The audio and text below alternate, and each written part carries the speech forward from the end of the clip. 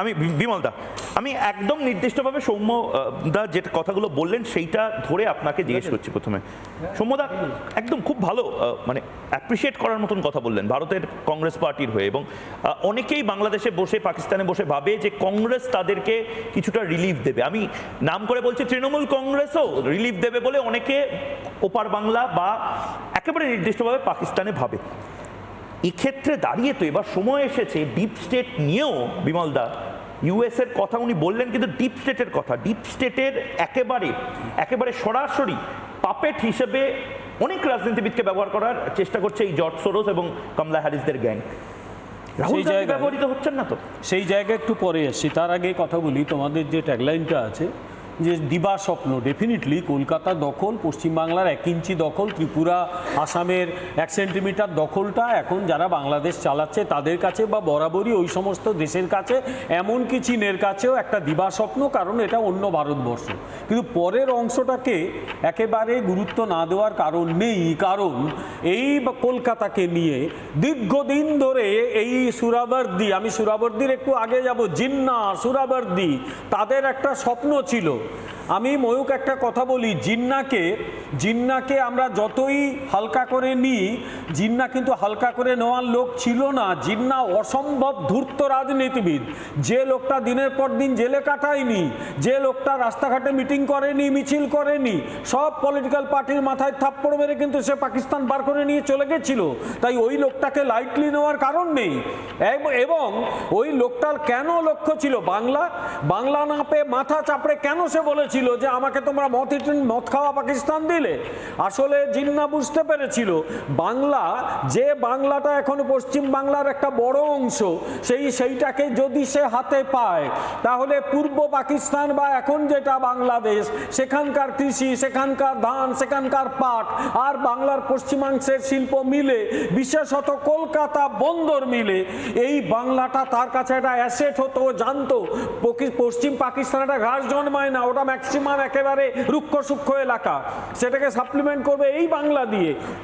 উপরন্তু কলকাতা বন্দরের ওপর দাঁড়িয়ে আছে নেপাল, কলকাতা বন্দরের ওপর দাঁড়িয়ে আছে ভুটান। এই দেশগুলো পুরোপুরি কলকাতা বন্দরের ওপর নির্ভরশীল। এই জিওপলিটিক্যাল অ্যাসপেক্ট থেকে দেখলে জিন্নার যে খোয়াব, সেই খোয়াবটা কিন্তু ছিল, কিন্তু একজন সেটাকে রুখে দাঁড়িয়েছিল। সেই লোকটার নাম শ্যামাপ্রসাদ মুখার্জি, যার নাম আমরা এখনো করি না। বামপন্থীরা এখনো তার নামে উল্টোপাল্টা কথা বলে, ভুল বলে, আমার শুনতে খারাপ লাগে, কিন্তু কথাটা সত্যি যে তিনি বুঝতে পেরেছিলেন একবার এই বাংলার এই অংশটা জিন্নার পাল্লায় যদি পড়ে, এমনকি পরবর্তীকালে অদ্ভুতভাবে ওই সুরাবর্দির পাল্লায় পড়ে শরৎ বসু, কিরণ শঙ্কর রায়রা স্বাধীন বাংলার কথা বলেছিলেন, সেটাও যদি হতো, বাঙালি হিন্দু বিশ্বের সবচেয়ে বড় এথনিক কমিউনিটি এথনিক ক্লিনজিংয়ের শিকার হতো। ওইটা উনি বুঝতে পেরেছিলেন বলে ঝাঁপিয়ে পড়েছিলেন। এবং কংগ্রেসও কিন্তু তার কথা মেনেছিল। কংগ্রেস যখন 1946-এ শেষের দিকে এই সিদ্ধান্ত নেয়, সেই মিটিংয়ে উপস্থিত ছিলেন শ্যামাপ্রসাদ মুখার্জি। উনি কংগ্রেসের সদস্য ছিলেন না, তাকে নিয়ে আসা হয়েছিল। এই খসড়াটা উনি ঠিক করে দিয়েছিলেন প্রদেশ কংগ্রেসের মিটিংয়ে, বাংলার প্রদেশ কংগ্রেসের মিটিংয়ে। ন্যাচারালি এইটা কিন্তু আমাদের মনে রাখতে হবে। প্রশ্ন হচ্ছে আজকে কিন্তু পরিস্থিতি অনেকটা বদলে গেছে, আমরা অনেক দূর এগিয়ে এসেছি। ভারত এখন শক্তিশালী রাষ্ট্র, থ্যাঙ্ক গড পাকিস্তান বাংলা পায়নি, পেলে পাকিস্তানই হতো সবচেয়ে শক্তিশালী রাষ্ট্র। কিন্তু আমাদের মনে রাখতে হবে এখনও ভারতবর্ষ ডিপ স্টেটের কিন্তু নজরে রয়েছে। এই বাংলাদেশে এই যে যারা বলে কলকাতা দখল করব, আমেরিকা দখল করব, এগুলো হতে চায় নন স্টেট একটা। সে না হয় বৃদ্ধ একজন সৈন্য, এটা বলার পর হয়তো মুখে পাপ নিতে হয়েছে, হাঁপানির রোগ আছে, কিন্তু তার মানসিকতাটা গুরুত্বপূর্ণ। এই মানসিকতা 100টা লোকের মধ্যে যদি ছড়িয়ে পড়ে, তারা কলকাতা দখল করতে না পারুক। যে 700 জন জেলবন্দি পালিয়ে গেছে, তারা কলকাতায় এসে পশ্চিমবাংলা বিভিন্ন অঞ্চলে তারা মানে গোলমাল বাঁধাতে পারে, মানুষ হত্যা করতে পারে, স্যাবোটাজ করতে পারে। আমাদের পুলিশ, আমাদের নিরাপত্তা রক্ষীরা যথেষ্ট সতর্ক আছে, আরও সতর্ক হতে হবে। আরেকটা কথা, লাস্ট কথা, যে ডিপ স্টেটের বিপদ সম্পর্কে কিন্তু জানতে হবে। অতি সম্প্রতি ডিপ স্টেটের সঙ্গে কিছু পলিটিক্যাল পার্টির কিছু লোককে নিয়ে যে বিতর্ক তৈরি হচ্ছে, আমি কিন্তু চিন্তিত। তার 1% যদি সত্যি হয় ময়ূক, আমাদের পক্ষে চিন্তার বিষয়। আমিও সেটা সবাইকে ভাবতে বলবো, কংগ্রেসকেও ভাবতে বলবো। ভারতের স্বাধীনতা আন্দোলনে ডেফিনেটলি কংগ্রেসের অবদান আছে, কিন্তু এমন কিছু যেন কংগ্রেস করে না বসে যে স্বাধীনতা আন্দোলনের পরে কংগ্রেস আবার এখনকার দিনে ভিলেনে পরিণত হয়। এইটা হওয়াটা ঠিক নয়। একদম। আপনার সময় শেষ, আমি রাজু ঘোষের কাছে যাব, তারপরে মানসদার কাছে যাব। রাজু ঘোষ, নির্দিষ্টভাবে আপনি এতক্ষণ শুনলেন এবং ঠিক এই জায়গা থেকেই আমার কথা, এই যে কলকাতা দখল, আমি জানি এটা সোনার পাথর বাটিও বলাটা বাতুলতা।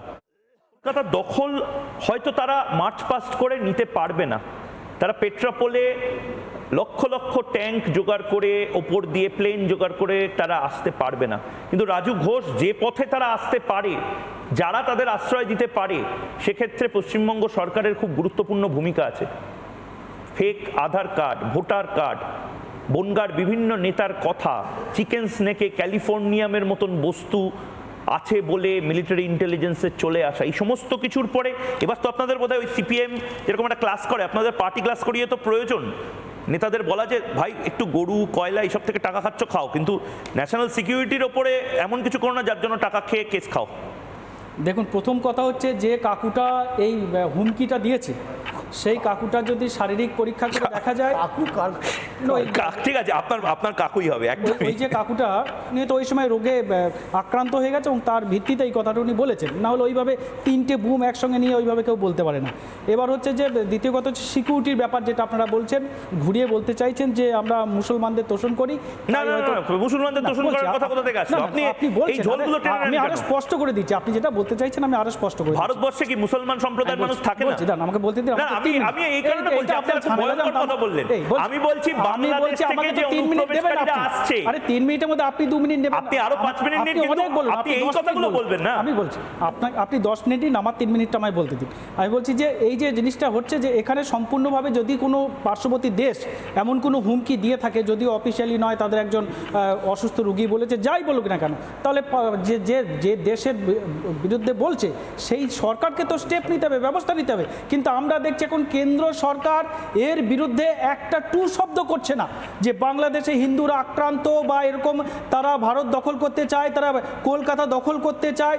তার মানে কি তাহলে মেনে নিতে হবে যে কেন্দ্র সরকার এই কলকাতাটাকে বা পশ্চিমবাংলাটাকে তাদের এখতিয়ারের মধ্যে ধরে না, তাদের কিছু এসে যায় না? কলকাতা যদি বাংলাদেশ দখল করে, তাদের কোনো পদক্ষেপ নেই, কোনো রিয়াকশন নেই, শুধুমাত্র কয়েকটা পলিটিক্যাল নেতা যে প্রশ্নটা করা উচিত ছিল পলিটিক্যাল নেতাদের, যে মোদি এখনো তুমি কোনো রকম কোনো স্টেপ নাওনি কেন? তার নানা ধরনের কন্টেন্ট দেখার জন্য লাইক করুন, শেয়ার করুন আমাদের ফেসবুক পেজ, সাবস্ক্রাইব করুন আমাদের ইউটিউব চ্যানেল। পাশাপাশি অন্যান্য ব্রেকিং নিউজের জন্য অবশ্যই চোখ রাখুন রিপাবলিক বাংলায়।